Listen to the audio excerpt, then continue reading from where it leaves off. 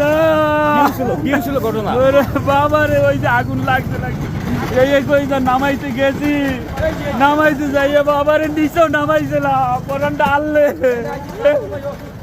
পরানটা আনলে বাবা।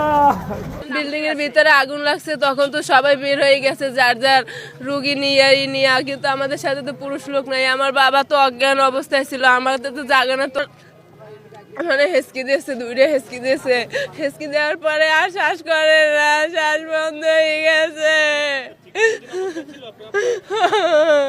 ভর্তি ব্রেন স্ট্রোক, মাথায় রক্ত জমে গেছিল। এরকম একটা দুর্ঘটনা ঘটছে, আগুন লাগছে, তাই হাসপাতাল কর্তৃপক্ষ এই ধরনের রোগীদেরকে ব্যবস্থা করবে না?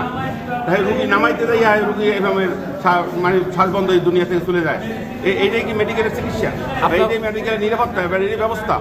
এটা ভাবা যায় না। এই ধরনের এত বড় একটা ছেলে মেডিকেল কলেজ, তার এই রকম একটা দুর্ঘটনা করলে তার কোনো ব্যবস্থাপনা থাকে না। এটা কি কথাবার্তা? ওখানে যদি আনসারের লোক বা অন্য কোনো নিরাপত্তা ব্যবস্থা রেখে যদি লোকগুলো সেভ করতো, তাহলে তো এই ঘটনা ঘটে না। এত আহামরি করে সব লোকগুলো নামছে, একজনের গাড়ি করে একজনের গাড়ি করে, এই রুগীটার ঘরে যদি মানুষ পড়ে তাহলে রুগী বাঁচে। সব হুড়োহুড়ি করে নামতেছে, তখন আমরা জানছি যে আগুন লাগছে। বাইরে এসে ওই যে 5 তলায় দেখছি আমরা, ওইখানে টিপ টিপ করে আগুন জ্বলতেছে। তারপরে এই দিক পড়ছিলাম, পরে শুনি যে এরকম আগুন লাগছে। আমরা 5 তলায় ছিলাম। তা আগুন লাগার পরে আমরা বের হইতে এদিক থেকে চারিদিকে মানুষ নিয়ে কোনো রকম আরেক ভাই হেল্প করছে, নিয়ে বের হইতে দেখি চারটেও দেয় না। আর কালি আমরা ভর্তি হওয়ার শুরু থেকে এখানে অনিয়ম অনেক কিছু, যেমন বাথরুম।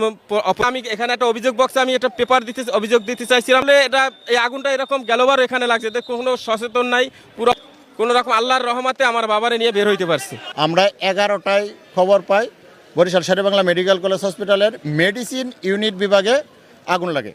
আমরা তাৎক্ষণিক 2টা ইউনিট এবং আগুন, তো ওইখানে আমরা পর্যাপ্ত পরিমাণ ধোঁয়ার মধ্যে 5 তলা ইউনিটে মেডিসিন বিভাগে। আসলে এটা বলাটা একটু কঠিন যে আসলে আগুনটা কিভাবে লেগেছে, আমরা তাই অ্যাকুরেট বলতে পারতেছি না। এখানে স্থানীয় যারা সেক্রেটারিয়া থেকেও হইতে পারে, একজাক্টলি তদন্তপূর্বক বলা যাবে যে কিভাবে টোটাল আগুন সম্পূর্ণ নির্বাপিত হয় আর কি।